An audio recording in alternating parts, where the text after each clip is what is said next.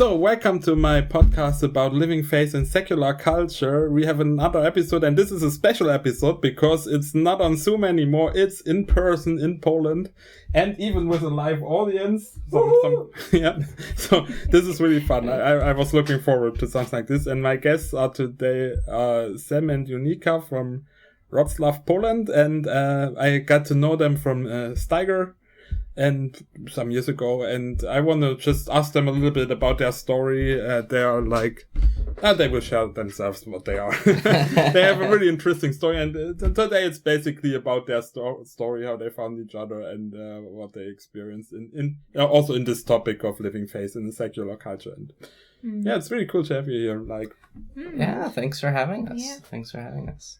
So maybe let's start with this question: who are you guys, and what brings you together and to live in Wrocław? Maybe it's a huge topic, so we will dive into the story, but just that you know who is sitting here. Yeah, so for me the answer is more obvious because I was born nearby here, and yeah, my family has moved around Poland a lot, but it's just like for me, it's the city where I studied also, and it was just kind of a natural choice for me. For me, on the other hand, I was born and raised in America, or the U.S., I should say, since our audience member is Brazilian, and there's South America as well. So we cannot hog the America-ness. But yeah, so I am originally from Minnesota, and ended up moving here because of Eunika. Mm-hmm. Yeah, or we actually I think we both moved here for the reason of feeling kind of more called maybe to this place for this time. And yeah, because we could probably, be together in any other place in the world. But we were just like trying to figure out where God was calling us for this time and just pray through that. And we felt like it was Wrocław for now. So yeah. Yeah. Mm-hmm. Yeah, cool. What are you guys doing right now here? Like you're with Steiger a little bit. You are getting a baby and stuff. So we do kind of many different things. It's like a smorgasbord of little things here and there. Kind of our day job is teachers. We teach English and Polish. I teach Greek or Polish to foreigners as well, and some vocals or singing. Yeah, I teach the Chinese kids online, and also to Polish students here in Wrocław. But then also we are volunteers with Steiger. We do kind of a lot of different things with them as well. One of the main things we feel called to right now is doing music and basically expressing the gospel in creative ways through music, through art, and different things like that. We also help with, or we have helped in the past with this cultural center that our local church and Steiger kind of do together. And kind of a variety of other little things. Translation, interpretation, things like that, yeah. Yeah. Just trying to be useful. Enough to keep us busy. Yeah.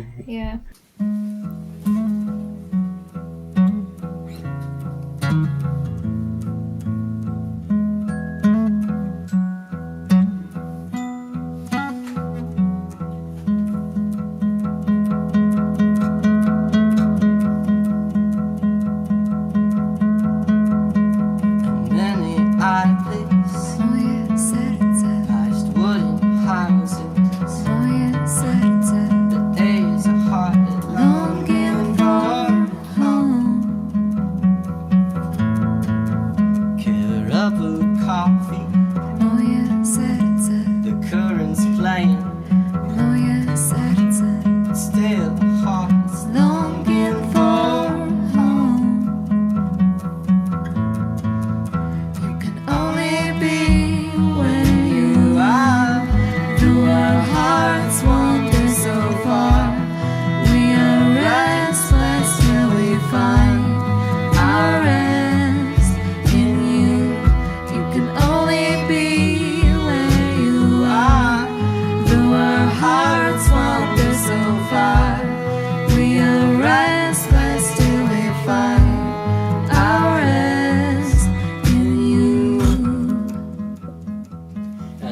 song particularly is talking about me being in me being in Poland and Eunika being in the U.S. and when each of us was in each other's country, there was this feeling of like restlessness. And in an international relationship and an international marriage, there's always going to be that feeling for someone, unless they both choose to live in a third country, I guess. But there's always going to be that feeling of just what is home to me, feeling of being a foreigner. And so this kind of gets at some of those emotions. We are restless till we find our rest in you. You can only be where you are. Though our hearts wander so far, we are restless till we find our rest in you.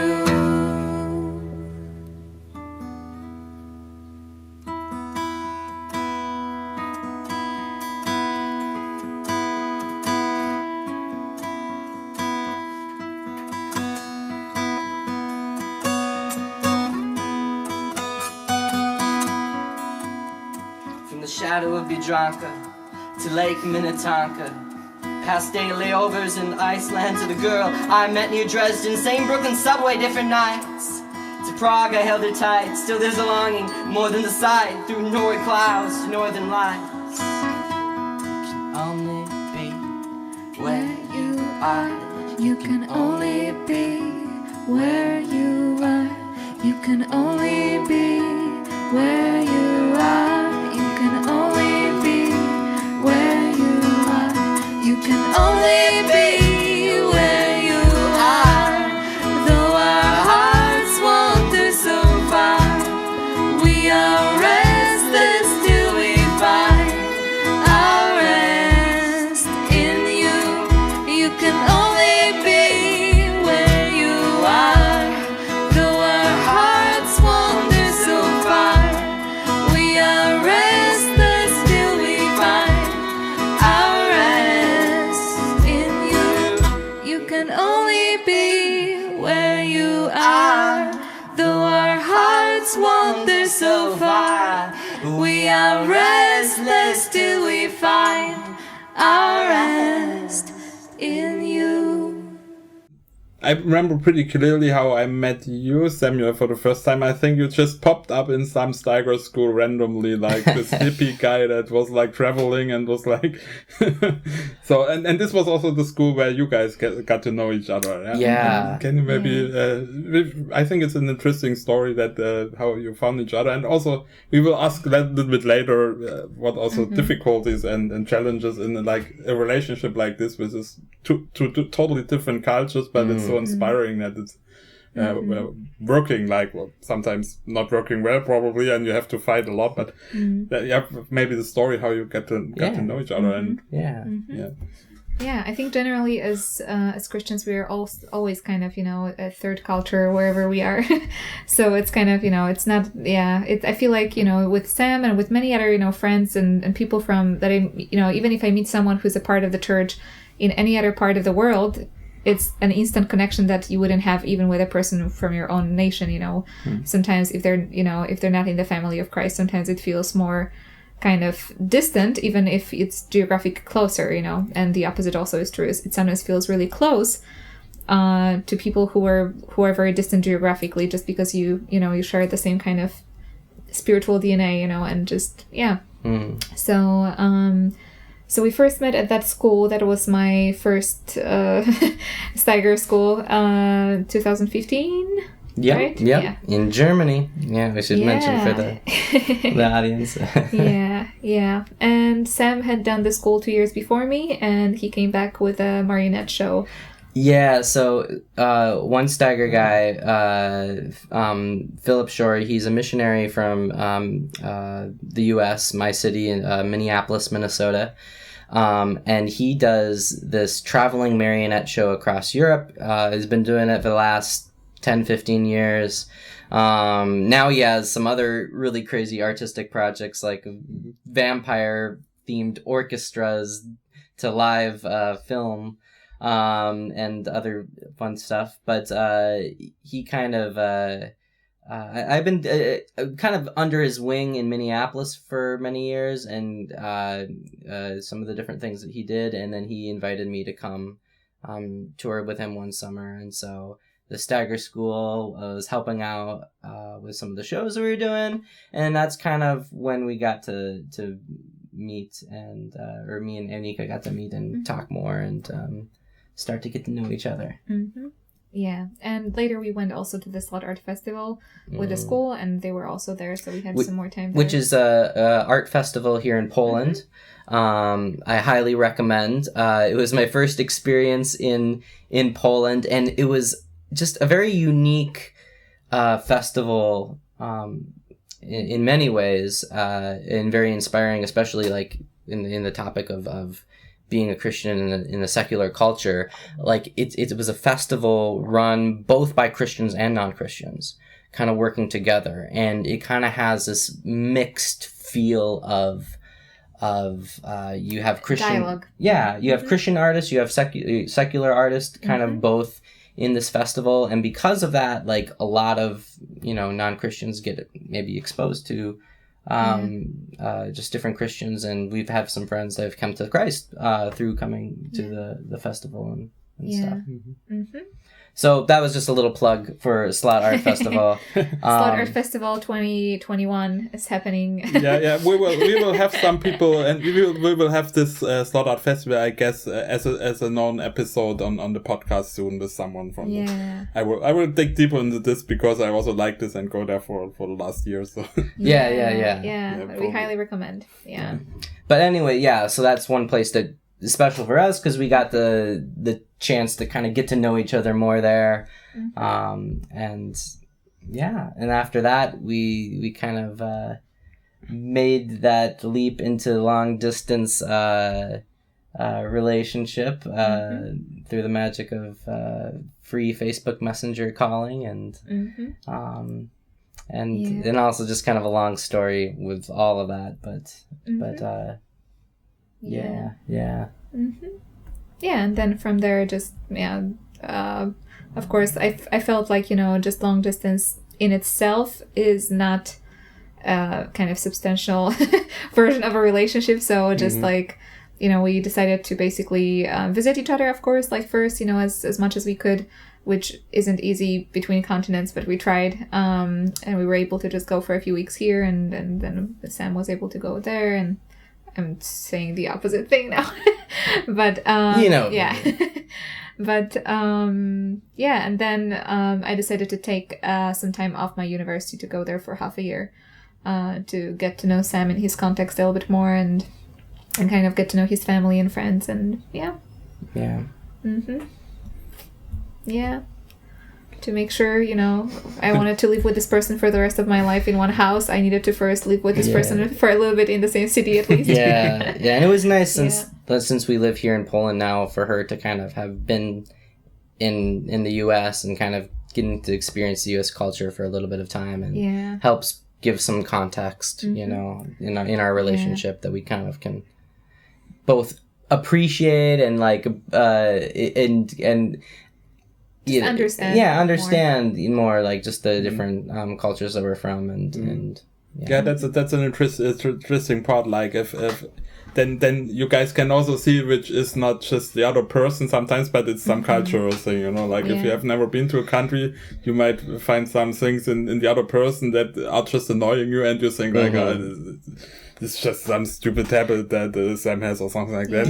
But if you live in a country, then you see, okay, everyone here has this kind of stupid tablet, and I can understand why they have to be a little bit gracious with some things. Yeah, that's definitely kind of a big thing that you kind of have to be aware of. Like, I feel like in our international relationship, there's a tendency just to think, just to kind of blame the overall culture for things, which oftentimes it's maybe not necessarily the case, or sometimes it is. I mean, you have to really kind of get to know the culture and get to know the person more to really understand and separate those things from each other. And I would say just some bigger differences you can find usually in communication styles between different cultures, and that would be kind of like a basic thing to probably talk through and work through as an international couple, because that can really throw you off if you don't know, like, you know, just even like with, you know, with Brazilians, you know, being more kind of expressive and like, you know, just hugging people a lot, and,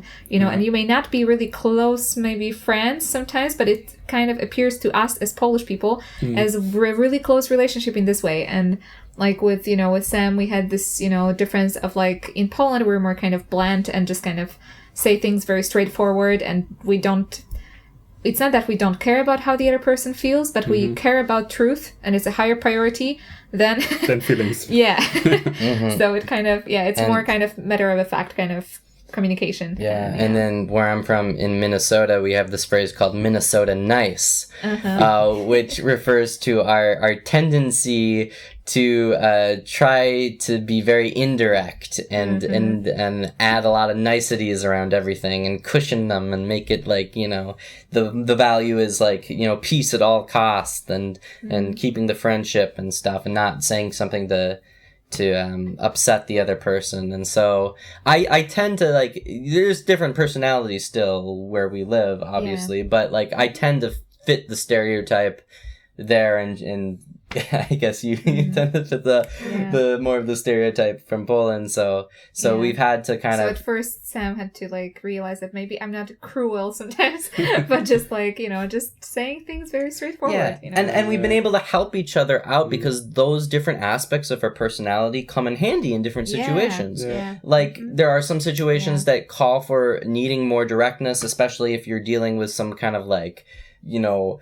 Official paperwork and or just like, you know, you need to like cut through the crap and with certain people trying, you know, and on the other hand, I really, you know, got to appreciate like Sam's kind of niceness and kind of I feel so unnatural because of my culture. It feels like an added extra filter for me, and it feels like I'm kind of, you know, cheating, you know, myself and the other person when I'm trying to like be so nice. Like you're trying to be nice and you feel like you're not honest anymore. Like I feel like sometimes, you know, it's like almost like manipulation, because then I consciously, I'm trying to change how I would normally say it so that I get the result I want. So I feel like this is kind of manipulative, you know, so I don't want to do it sometimes.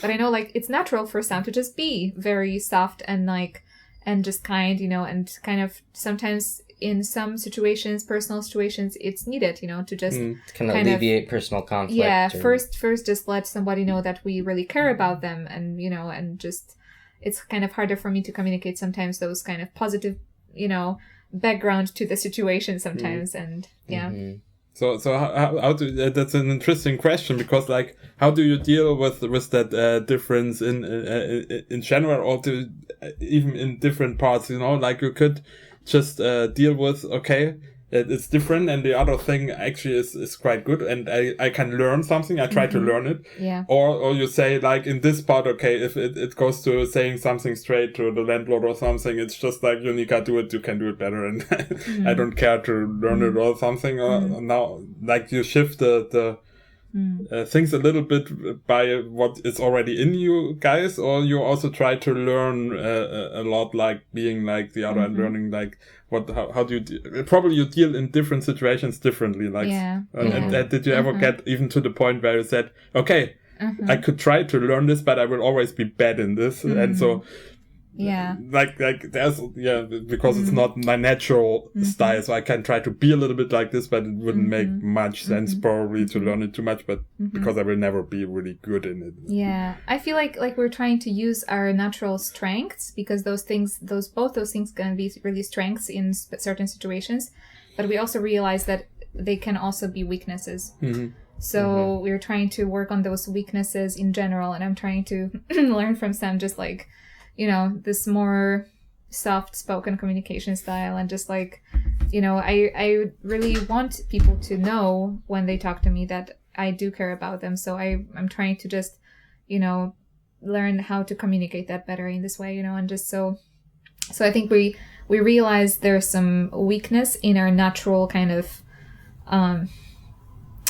style of communicating. Yeah. And there is also some kind of strength in some situations. So we're trying to use that when we have a choice of who communicates with a certain person at a certain time sometimes.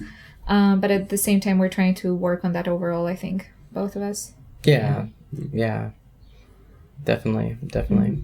Yeah, and there's sometimes also other situations that kind of dictate what how we are able to communicate. A lot of the official stuff I can't deal with as easily anyways because of language barriers and stuff, and so there's other added elements sometimes and stuff. But I definitely think, it's one of those things where you have to use the strength, but like you said,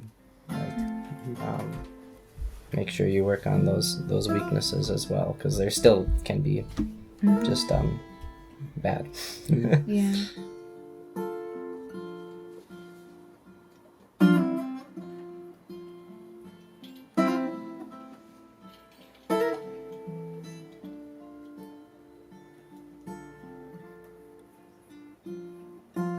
I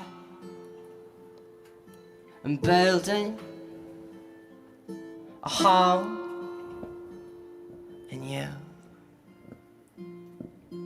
I am building a home in you. I am building. Wait, stop there, I'm naked. I've no house here worth making. I am building. Wait, my drive is freezing. You don't want to be near me, but I am building a home.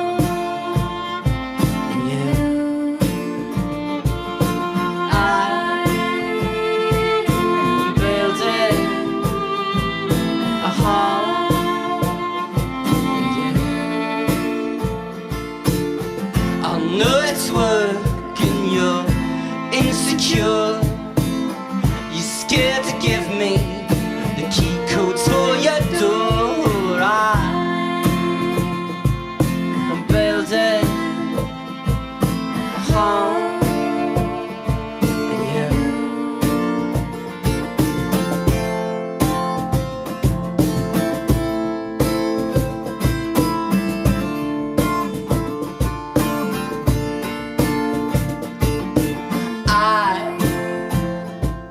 I'm building a Northwood log cabin right where your heart is standing.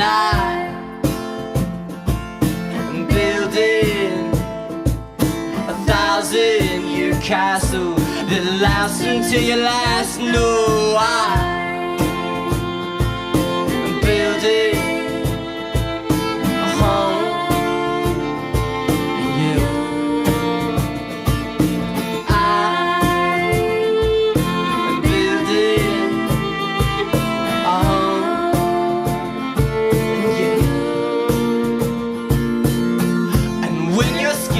You wanna run away, but I am moving, girl. What's left to say? I'm building a home. You,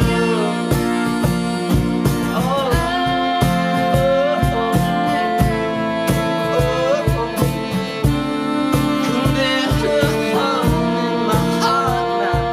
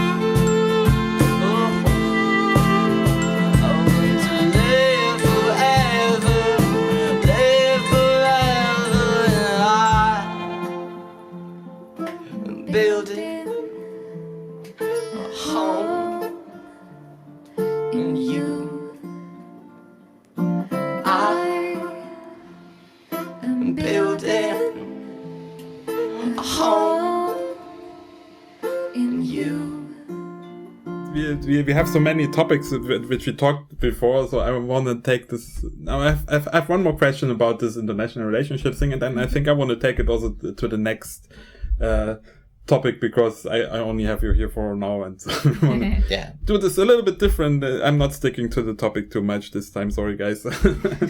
And my last question about this international couple thing was maybe two questions. What was maybe the most challenging thing, and if you want, if you feel free to do it, maybe even if you have some stories or one story where you really where it really was challenging, and maybe even how you got through the challenge, and maybe what is the most satisfying thing about international relationship, and if you have a story that you want to share, feel free.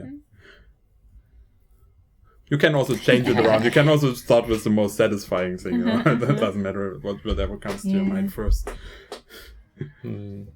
We've been only married to each other in our lifetimes, so it's hard to compare to any other kind of relationship. We've only experienced international marriage, not any national marriage. So that's true. That's true, because you don't have the base to compare.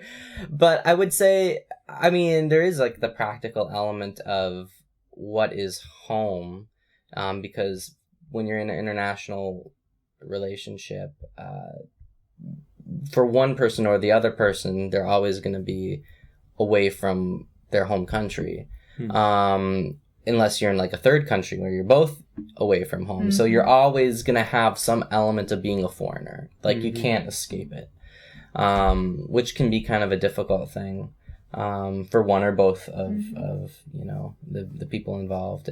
We've even written some songs about it as we're doing the music stuff with our band Hey Giraffes, and kind of explored that issue of that feeling, that kind of alienation that you can kind of feel sometimes, but at the same time, as Christians, having that third culture, having that kind of third place to call home in a way that kind of transcends any nation, or it transcends anything like that. And so I think maybe that could also be a good thing, to be more aware of that, even as it's very difficult, because you we're all foreigners in this world, but sometimes it just takes something else to make it more obvious, I guess.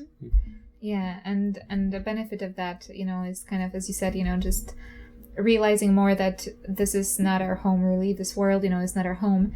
And kind of when we, sometimes when we enter a relationship, I guess always, we enter it with some kind of expectations, based on our own family of origin. And usually, people, when they meet someone from Poland, they kind of, subconsciously expect to be similar in those expectations, which is usually not the case. And it usually occurs later that, oh, actually, your parents did totally different. And it's obvious to me, but it's totally strange for you. And, so for us, we were more prepared for that, I think, maybe, because we knew that we had very different backgrounds and traditions kind of from our homes.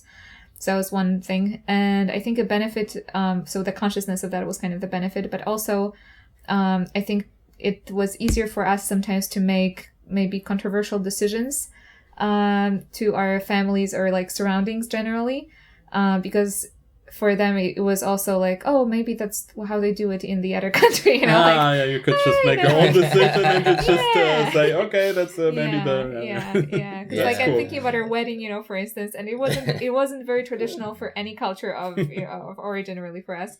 We had a very weird, we had a pre-wedding thing in the States, and then we had a wedding in Poland, and the wedding in Poland was kind of untraditional in some ways.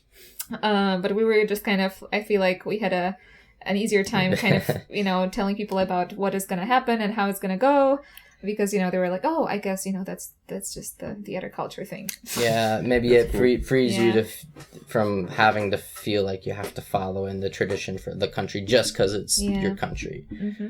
Especially if you come from a very traditional country like Poland, I think. So in a lot of ways, I feel like these the kind of the downsides and the benefits get kind of entangled in each other. When you're in an international relationship, it's there's these really difficulty things or these this really the cultural differences even little things can be very irritating at times, but at the same time, it can allow you more freedom to kind of pick and choose from, to make your third culture. We can say, okay, I like this about your culture, you like this about my culture, and there's traditions that we have from both cultures now in our home, and so it's a blessing and a curse. How do you deal with when you really like? There's probably situations I really like this, and there's also how do you solve it? Is there a way to solve it, or like? When there's conflict based on our cultural differences? It's of course there's more also a question generally in relationships. There's always so you don't need to focus too much on the cultural thing, but sometimes you cannot really change the other person because it's like just. And I think this is even worse with this cultural difference because it's even harder to change another person. That kind of how do you deal with that? So it's funny because this is also kind of maybe a funny little thing because as musicians, people assume when you have two musician couple, oh, that's so cute, you can make music together. Yeah, you all play together and it's so romantic. And that was the biggest area of conflict. It was the biggest area of conflict. We almost didn't become a couple because of that in the first place. Because I had an expectation of I believed that God is calling me to those things, and I needed a husband that had those 20 qualities, and Sam only met 19 of those requirements. So I was like, doesn't a perfect God have a perfect husband for me? And the one quality I didn't meet was I wasn't a jazz musician. Yeah. So I was like, that's not gonna work. But then actually, it was just. Yeah, generally God does, sometimes funny, miraculous things. And I was like, it's a very long, complicated story if we go into the details. But generally, I was at a point where we were talking online, and we were not yet officially in any relationship or anything, but just talking about maybe being in a relationship. Yeah. And I was already honest with him, and I was like, nah, I don't know if this is gonna work, with my calling, And then I was just about to go back to my tent. It was in another place, and just write him a message, saying, I don't think it's gonna work, let's just not go deeper in that. And when I got my phone and I checked it, I saw I already had a message from him, and I read it, and it was a document he wrote that was entitled "Ideas for a Shared Culture." And it was basically a statement of what we could do together for God if we were together, as a couple. And I was reading it, and I started crying because, some of those things were things that we haven't even talked about, but were my dreams, in my heart, maybe just really, deep inside, that I wouldn't even talk to anybody about, or, different little details from what God was also telling me that he's calling me to. That wasn't exactly just jazz, and, just, it was kind of really eye-opening for me, and just seeing, that maybe the style of music isn't everything, and just how hard it would be to find someone that has all of those other kind of parts of calling that are aligning very clearly, and just and also that moment, that how did he know to write that, at this time where I was about to write him, that it wouldn't make sense, so yeah. So then we talked, and actually after that, in that conversation after that, we actually decided to become a couple, and and it still took a while to kind of smooth out all our musical differences and just kind of... And it's still not fully smoothed out. Well, I mean, I think it's... probably never happened in your lifetime. But the thing is, I think what we learned is trying not to feeling oh, they have to enjoy the same thing I do, or because there was some songs I really enjoyed that really were irritating to her, and there were, and I think we also came from a different background too of we have a visitor in our apartment. So we will take a short pause.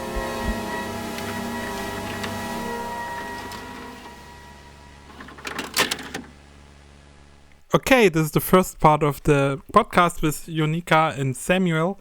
We had we talked more, but since we had a long talk about music after that, and it would make the one episode way too long, I decided to split. So you will see stay tuned, and you will be able to listen to the episode about music and using music and art in missions as well, but also how to survive besides doing your music and stuff, and how this works also in a relationship and a marriage. And this will be the second part. I decided to split, and you will have this next week. And as always, please, if you like this episode, share it with people, give us a good review, and see you next week with the second part of this podcast that I recorded in Poland, in Wrocław.